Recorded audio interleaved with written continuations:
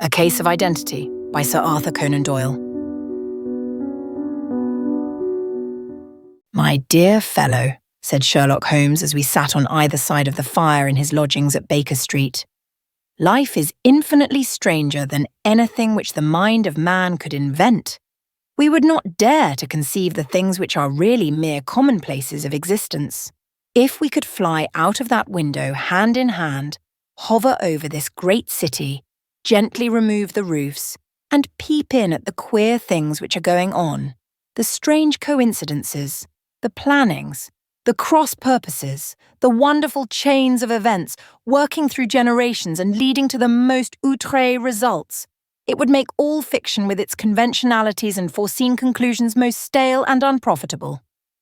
"And yet I am not convinced of it," I answered. "The cases which come to light in the papers are, as a rule, bald enough and vulgar enough. We have in our police reports realism pushed to its extreme limits, and yet the result is, it must be confessed, neither fascinating nor artistic." "A certain selection and discretion must be used in producing a realistic effect," remarked Holmes. "This is wanting in the police report, where more stress is laid, perhaps, upon the platitudes of the magistrate than upon the details, which to an observer contain the vital essence of the whole matter. Depend upon it, there is nothing so unnatural as the commonplace." I smiled and shook my head. "I can quite understand your thinking so," I said. "Of course, in your position of unofficial advisor and helper to everybody who is absolutely puzzled, throughout 3 continents, you are brought in contact with all that is strange and bizarre. But here," I picked up the morning paper from the ground, "let us put it to a practical test. Here is the first heading upon which I come: a husband's cruelty to his wife. There is half a column of print, but I know without reading it that it is all perfectly familiar to me. There is, of course, the other woman, the drink, the push, the blow, the bruise, the sympathetic sister or landlady. The crudest of writers could invent nothing more crude." "Indeed, your example is an unfortunate one for your argument," said Holmes, taking the paper and glancing his eye down it. "This is the Dundas separation case, and, as it happens, I was engaged in clearing up some small points in connection with it. The husband was a teetotaler, there was no other woman, and the conduct complained of was that he had drifted into the habit of winding up every meal by taking out his false teeth and hurling them at his wife, which, you will allow, is not an action likely to occur to the imagination of the average storyteller. Take a pinch of snuff, Doctor, and acknowledge that I have scored over you in your example." He held out his snuff-box of old gold, with a great amethyst in the centre of the lid. Its splendour was in such contrast to his homely ways and simple life that I could not help commenting upon it. "Ah," said he, "I forgot that I had not seen you for some weeks. It is a little souvenir from the King of Bohemia in return for my assistance in the case of the Irene Adler papers." "And the ring?" I asked, glancing at a remarkable brilliant which sparkled upon his finger. "It was from the reigning family of Holland, though the matter in which I served them was of such delicacy that I cannot confide it even to you, who have been good enough to chronicle 1 or 2 of my little problems." "And have you any on hand just now?" I asked with interest.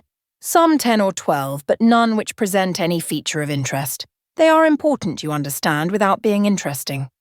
Indeed, I have found that it is usually in unimportant matters that there is a field for the observation, and for the quick analysis of cause and effect which gives the charm to an investigation. The larger crimes are apt to be the simpler, for the bigger the crime, the more obvious, as a rule, is the motive. In these cases, save for one rather intricate matter which has been referred to me from Marseille, there is nothing which presents any features of interest. It is possible, however, that I may have something better before very many minutes are over, for this is one of my clients, or I am much mistaken." He had risen from his chair and was standing between the parted blinds gazing down into the dull, neutral-tinted London street. Looking over his shoulder, I saw that on the pavement opposite there stood a large woman with a heavy fur boa round her neck, and a large curling red feather in a broad-brimmed hat which was tilted in a coquettish Duchess of Devonshire fashion over her ear. From under this great panoply, she peeped up in a nervous, hesitating fashion at our windows, while her body oscillated backward and forward, and her fingers fidgeted with her glove buttons. Suddenly, with a plunge, as of the swimmer who leaves the bank, she hurried across the road, and we heard the sharp clang of the bell. "I have seen those symptoms before," said Holmes, throwing his cigarette into the fire. "Oscillation upon the pavement always means an affaire de cœur. She would like advice, but is not sure that the matter is not too delicate for communication. And yet even here we may discriminate. When a woman has been seriously wronged by a man, she no longer oscillates, and the usual symptom is a broken bell wire. Here we may take it that there is a love matter, but that the maiden is not so much angry as perplexed or grieved. But here she comes in person to resolve our doubts." As he spoke, there was a tap at the door, and the boy in buttons entered to announce Miss Mary Sutherland, while the lady herself loomed behind his small black figure, like a full-sailed merchantman behind a tiny pilot boat. Sherlock Holmes welcomed her with the easy courtesy for which he was remarkable, and, having closed the door and bowed her into an armchair, he looked her over in the minute and yet abstracted fashion which was peculiar to him. "Do you not find," he said, "that with your short sight it is a little trying to do so much typewriting?" "I did at first," she answered, "but now I know where the letters are without looking." Then, suddenly realizing the full purport of his words, she gave a violent start and looked up, with fear and astonishment upon her broad, good-humoured face. "You've heard about me, Mr. Holmes," she cried, "else how could you know all that?" "Never mind," said Holmes, laughing. "It is my business to know things. Perhaps I have trained myself to see what others overlook. If not, why should you come to consult me?" "I came to you, sir, because I heard of you from Mrs. Etheredge, whose husband you found so easy when the police and everyone had given him up for dead." "Oh, Mr. Holmes, I wish you would do as much for me. I'm not rich, but still I have 100 a year in my own right, besides the little that I make by the machine, and I would give it all to know what has become of Mr. Hosmer Angel." "Why did you come away to consult me in such a hurry?" asked Sherlock Holmes, with his fingertips together and his eyes to the ceiling. Again a startled look came over the somewhat vacuous face of Miss Mary Sutherland. "Yes, I did bang out of the house," she said, "for it made me angry to see the easy way in which Mr. Windybank, that is my father, took it all. He would not go to the police and he would not go to you, and so at last, as he would do nothing and kept on saying that there was no harm done, it made me mad and I just on with my things and came right away to you." "Your father," said Holmes. "Your stepfather, surely, since the name is different." "Yes, my stepfather. I call him father, though it sounds funny too, for he is only 5 years and 2 months older than myself." "And your mother is alive?" "Oh yes, mother is alive and well. I wasn't best pleased, Mr. Holmes, when she married again so soon after father's death, and a man who was nearly 15 years younger than herself. Father was a plumber in the Tottenham Court Road, and he left a tidy business behind him, which mother carried on with Mr. Hardy, the foreman. But when Mr. Windybank came, he made her sell the business, for he was very superior, being a traveller in wines. They got a man £4,700 for the goodwill and interest, which wasn't near as much as father could have got if he had been alive." I had expected to see Sherlock Holmes impatient under this rambling and inconsequential narrative, but on the contrary, he had listened with the greatest concentration of attention. "Your own little income?" he asked. "Does it come out of the business?" "Oh no, sir. It is quite separate and was left me by my Uncle Ned in Auckland. It is in New Zealand stock, paying 4.5%. £2,500 was the amount, but I can only touch the interest." "You interest me extremely," said Holmes. "And since you draw so large a sum as 100 a year, with what you earn into the bargain, You no doubt travel a little and indulge yourself in every way. I believe that a single lady can get on very nicely upon an income of about £60. I could do with much less than that, Mr. Holmes, but you understand that as long as I live at home, I don't wish to be a burden to them, and so they have the use of the money just while I am staying with them. Of course, that is only just for the time. Mr. Windibank draws my interest every quarter and pays it over to Mother, and I find that I can do pretty well with what I earn at typewriting. It brings me 2p a sheet, and I can often do from 15 to 20 sheets in a day. You have made your position very clear to me, said Holmes. This is my friend, Dr. Watson, before whom you can speak as freely as before myself. Kindly tell us now all about your connection with Mr. Hosmer Angel. A flush stole over Miss Sutherland's face, and she picked nervously at the fringe of her jacket. I met him first at the gasfitter's ball, she said. They used to send Father tickets when he was alive, and then afterwards they remembered us, and sent them to Mother. Mr. Windibank did not wish us to go. He never did wish us to go anywhere. He would get quite mad if I wanted so much as to join a Sunday school treat, but this time I was set on going, and I would go, for what right had he to prevent? He said the folk were not fit for us to know, when all Father's friends were to be there. And he said that I had nothing fit to wear, when I had my purple plush that I had never so much as taken out of the drawer. At last, when nothing else would do, he went off to France upon the business of the firm, but we went, Mother and I, with Mr. Hardy, who used to be our foreman, and it was there I met Mr. Hosmer Angel. I suppose, said Holmes, that when Mr. Windibank came back from France he was very annoyed at your having gone to the ball. Oh, well, he was very good about it. He laughed, I remember, and shrugged his shoulders, and said there was no use denying anything to a woman, for she would have her way. I see. Then at the gasfitter's ball you met, as I understand, a gentleman called Mr. Hosmer Angel. Yes, sir. I met him that night, and he called next day to ask if we had got home all safe, and after that we met him. That is to say, Mr. Holmes, I met him twice for walks, but after that Father came back again, and Mr. Hosmer Angel could not come to the house any more. No? Well, you know Father didn't like anything of the sort. He wouldn't have any visitors if he could help it, and he used to say that a woman should be happy in her own family circle. But then, as I used to say to Mother, a woman wants her own circle to begin with, and I had not got mine yet. But how about Mr. Hosmer Angel? Did he make no attempt to see you? Well, Father was going off to France again in a week, and Hosmer wrote and said that it would be safer and better not to see each other until he had gone. We could write in the meantime, and he used to write every day. I took the letters in the morning, so there was no need for Father to know.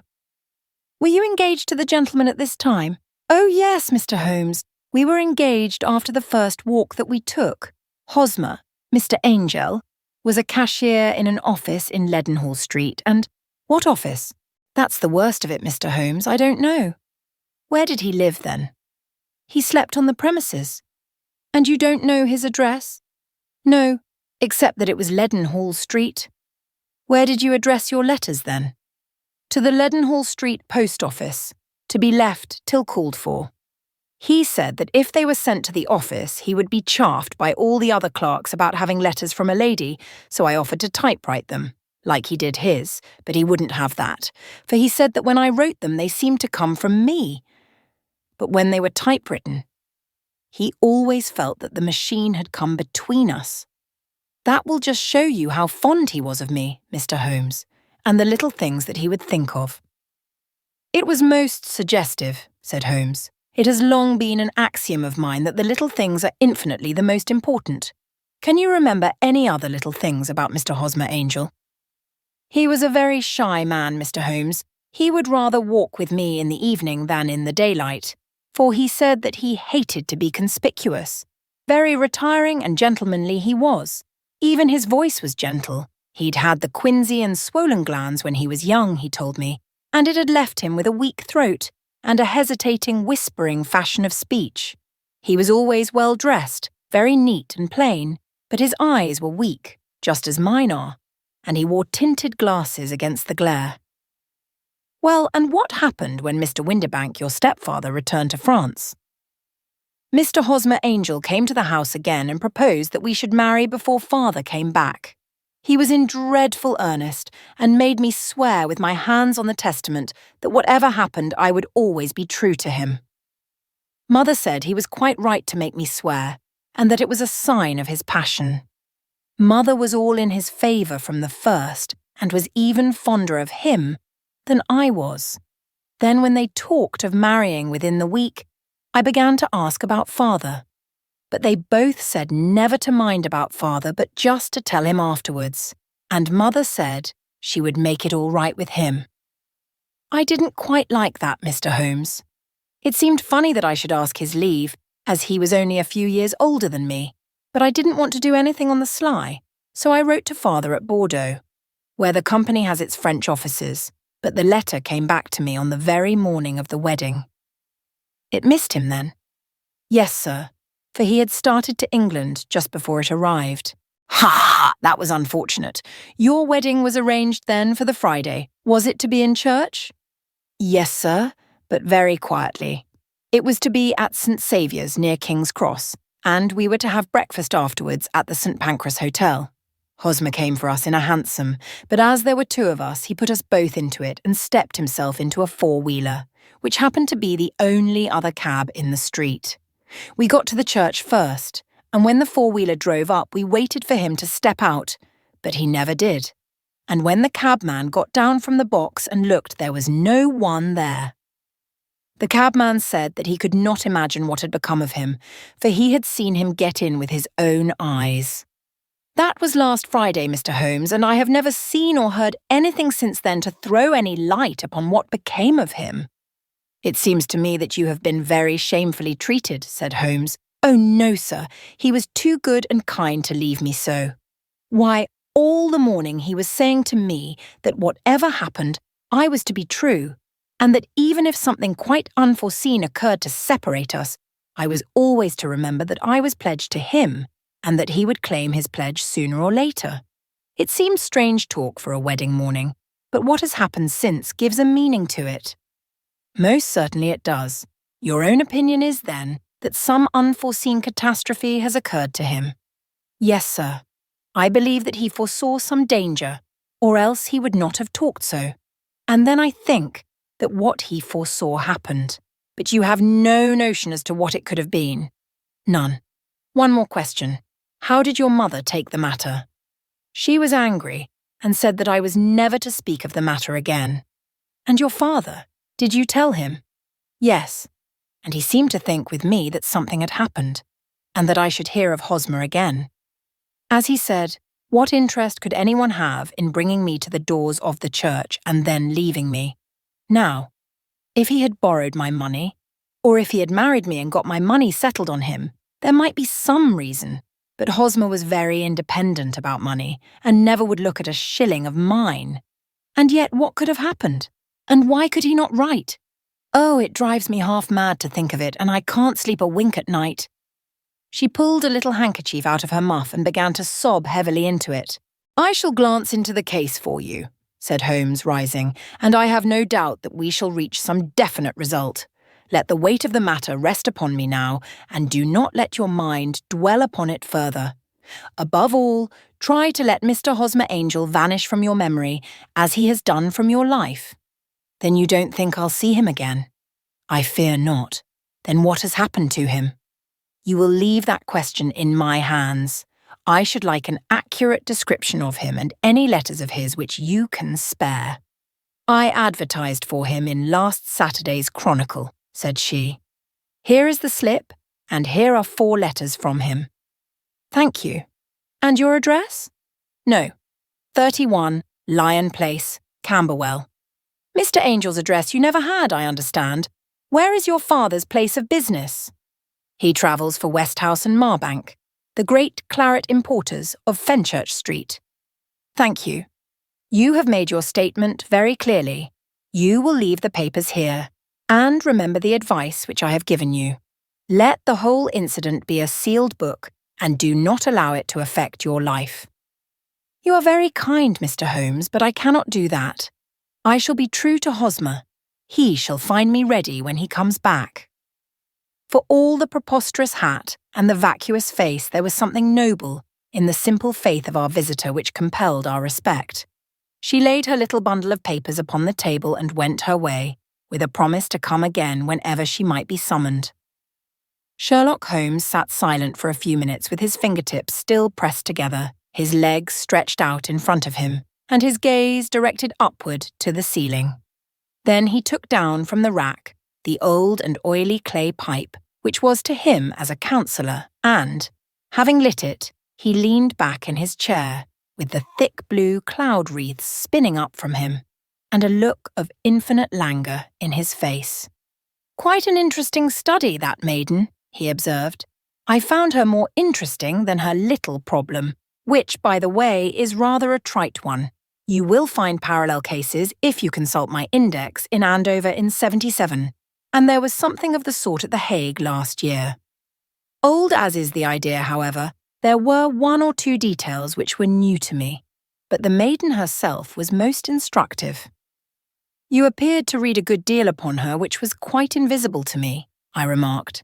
"Not invisible, but unnoticed, Watson.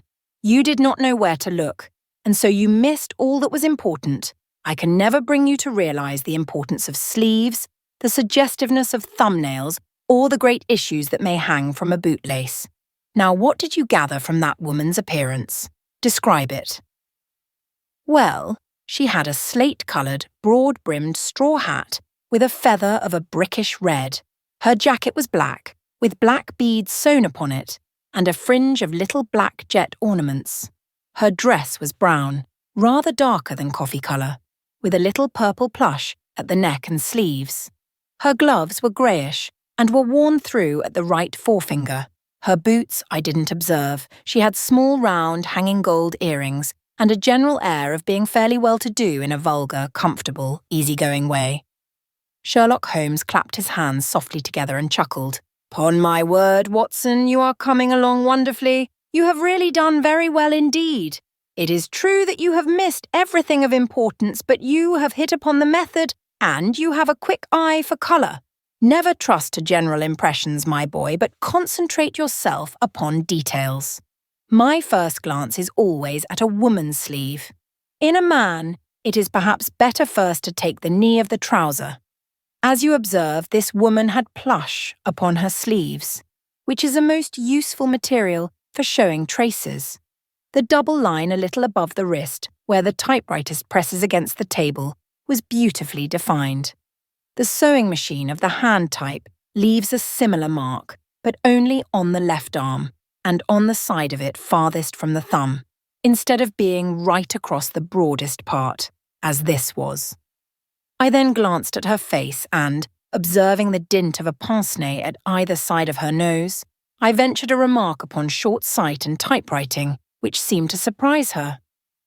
It surprised me. But surely it was obvious. I was then much surprised and interested on glancing down to observe that, though the boots which she was wearing were not unlike each other, they were really odd ones, the one having a slightly decorated toe cap, and the other a plain one. One was buttoned only in the 2 lower buttons out of 5, and the other at the 1st, 3rd, and 5th. Now, when you see that a young lady otherwise neatly dressed has come away from home with odd boots half-buttoned, it is no great deduction to say that she came away in a hurry. "And what else?" I asked, keenly interested, as I always was, by my friend's incisive reasoning. I noted in passing that she had written a note before leaving home, but after being fully dressed. You observed that her right glove was torn at the forefinger, but you did not apparently see that both glove and finger were stained with violet ink. She had written in a hurry and dipped her pen too deep. It must have been this morning, or the mark would not remain clear upon the finger. All this is amusing, though rather elementary. But I must go back to business, Watson. Would you mind reading me the advertised description of Mr Hosmer Angel? I held the little printed slip to the light. "Missing," it said, "on the morning of the 14th, a gentleman named Hosmer Angel.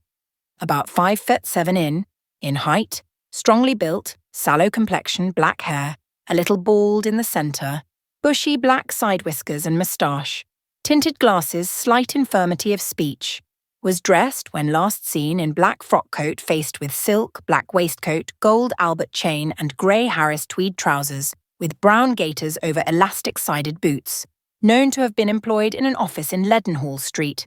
Anybody bringing, etc., etc. That will do, said Holmes. As to the letters, he continued, glancing over them, they are very commonplace. Absolutely no clue in them to Mr Angel, save that he quotes Balzac once. There is one remarkable point, however, which will no doubt strike you. They are typewritten, I remarked. Not only that, but the signature is typewritten.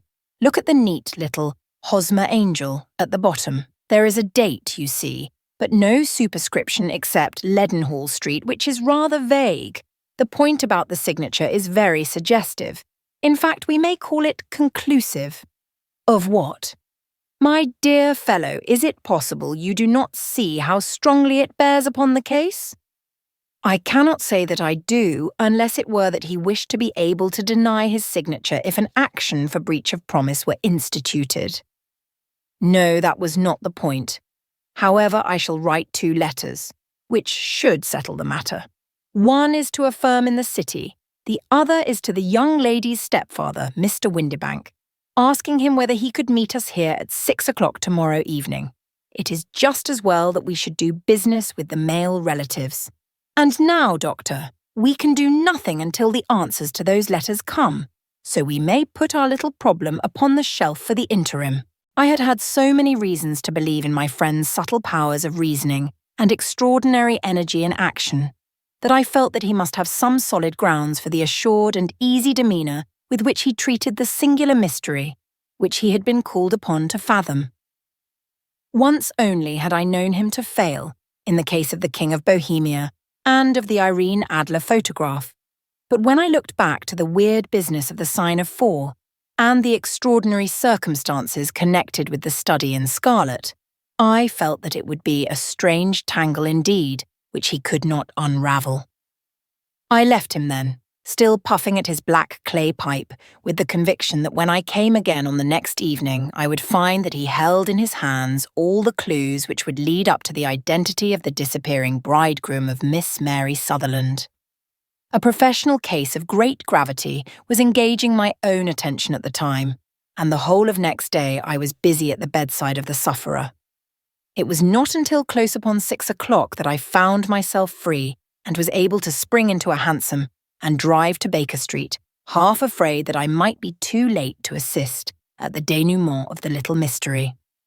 I found Sherlock Holmes alone, however, half asleep, with his long, thin form curled up in the recesses of his armchair. A formidable array of bottles and test tubes, with the pungent, cleanly smell of hydrochloric acid, told me that he had spent his day in the chemical work, which was so dear to him. "Well, have you solved it?" I asked as I entered. "Yes, it was the bisulfite of baryta." No, the mystery," I cried. "Oh, that.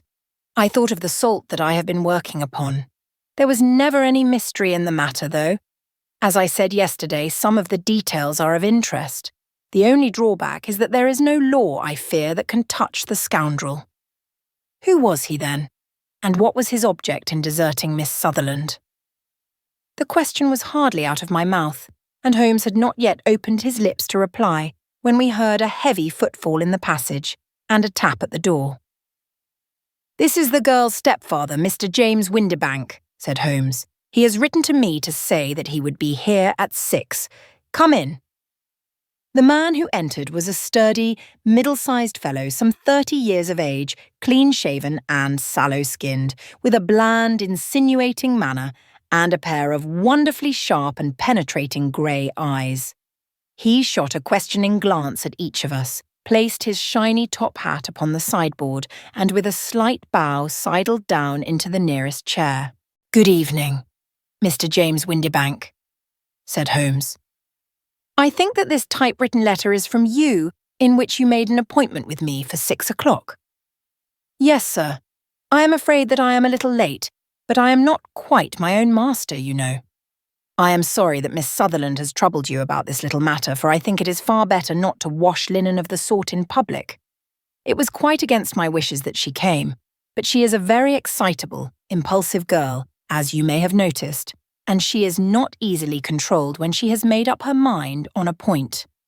Of course, I did not mind you so much, as you are not connected with the official police, José, but it is not pleasant to have a family misfortune like this noised abroad. Besides, it is a useless expense, for how could you possibly find this Hosmer Angel?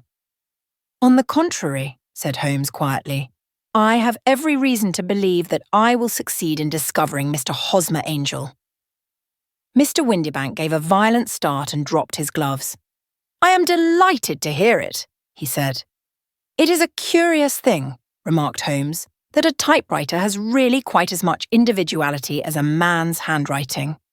Unless they are quite new, no two of them write exactly alike. Some letters get more worn than others, and some wear only on one side. Now, you remark in this note of yours, Mr Windibank, that in every case there is some little slurring over of the E and a slight defect in the tail of the R. There are 14 other characteristics, but those are the more obvious. We do all our correspondence with this machine at the office, and no doubt it is a little worn, our visitor answered, glancing keenly at Holmes with his bright little eyes. And now I will show you what is really a very interesting study, Mr Windibank, Holmes continued. I think of writing another little monograph some of these days on the typewriter and its relation to crime. It is a subject to which I have devoted some little attention. I have here 4 letters which purport to come from the missing man. They are all typewritten. In each case, not only are the E's slurred and the R's tailless, but you will observe, if you care to use my magnifying lens, that the 14 other characteristics to which I have alluded are there as well. Mr Windibank sprang out of his chair and picked up his hat. I cannot waste time over this sort of fantastic talk, Mr Holmes, he said. If you can catch the man, catch him, and let me know when you have done it. Certainly, said Holmes, stepping over and turning the key in the door. I let you know then that I have caught him. What? Where? Shouted Mr Windibank, turning white to his lips and glancing about him like a rat in a trap. Oh, it won't do, really it won't, said Holmes suavely. There is no possible getting out of it, Mr Windibank. It is quite too transparent, and it was a very bad compliment when you said that it was impossible for me to solve so simple a question. That's right. Sit down and let us talk it over. Our visitor collapsed into a chair with a ghastly face and a glitter of moisture on his brow. It's not actionable, he stammered. I am very much afraid that it is not, but between ourselves, Windibank, it was as cruel and selfish and heartless a trick in a petty way as ever came before me. Now let me just run over the course of events, and you will contradict me if I go wrong. The man sat huddled up in his chair, with his head sunk upon his breast, like one who is utterly crushed. Holmes stuck his feet up on the corner of the mantelpiece and, leaning back with his hands in his pockets, began talking, rather to himself, as it seemed, than to us. The man married a woman very much older than himself for her money, said he, and he enjoyed the use of the money of the daughter as long as she lived with them. It was a considerable sum for people in their position, and the loss of it would have made a serious difference. It was worth an effort to preserve it. The daughter was of a good, amiable disposition, but affectionate and warm-hearted in her ways, so that it was evident that with her fair personal advantages and her little income, she would not be allowed to remain single long. Now her marriage would mean, of course, the loss of 100 a year, so what does her stepfather do to prevent it? He takes the obvious course of keeping her at home and forbidding her to seek the company of people of her own age. But soon he found that that would not answer forever. She became restive, insisted upon her rights, and finally announced her positive intention of going to a certain ball. What does her clever stepfather do then? He conceives an idea more creditable to his head than to his heart. With the connivance and assistance of his wife, he disguised himself, covered those keen eyes with tinted glasses, masked the face with a moustache and a pair of bushy whiskers, sunk that clear voice into an insinuating whisper, and doubly secure on account of the girl's short sight, he appears as Mr Hosmer Angel and keeps off other lovers by making love himself." "It was only a joke at first," groaned our visitor. "We never thought that she would have been so carried away." "Very likely not. However that may be, the young lady was very decidedly carried away, and, having quite made up her mind that her stepfather was in France, the suspicion of treachery never for an instant entered her mind. She was flattered by the gentleman's attentions, and the effect was increased by the loudly expressed admiration of her mother. Then Mr Angel began to cool, for it was obvious that the matter should be pushed as far as it would go if a real effect were to be produced. There were meetings and an engagement which would finally secure the girl's affections from turning towards anyone else. But the deception could not be kept up forever. These pretended journeys to France were rather cumbrous.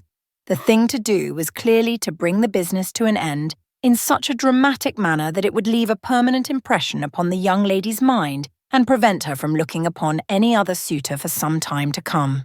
Hence those vows of fidelity exacted upon a testament, and hence also the allusions to a possibility of something happening on the very morning of the wedding. James Windibank wished Miss Sutherland to be so bound to Hosmer Angel and so uncertain as to his fate that for 10 years to come at any rate she would not listen to another man. As far as the church door he brought her, and then, as he could go no farther, he conveniently vanished away by the old trick of stepping in at one door of a four-wheeler and out at the other. I think that was the chain of events, Mr Windibank. Our visitor had recovered something of his assurance while Holmes had been talking, and he rose from his chair now with a cold sneer upon his pale face. "It may be so or it may not, Mr Holmes," said he, "but if you are so very sharp, you ought to be sharp enough to know that it is you who are breaking the law now, and not me. I have done nothing actionable from the first, but as long as you keep that door locked, you lay yourself open to an action for assault and illegal constraint." "The law cannot, as you say, touch you," said Holmes, unlocking and throwing open the door. "Yet there never was a man who deserved punishment more.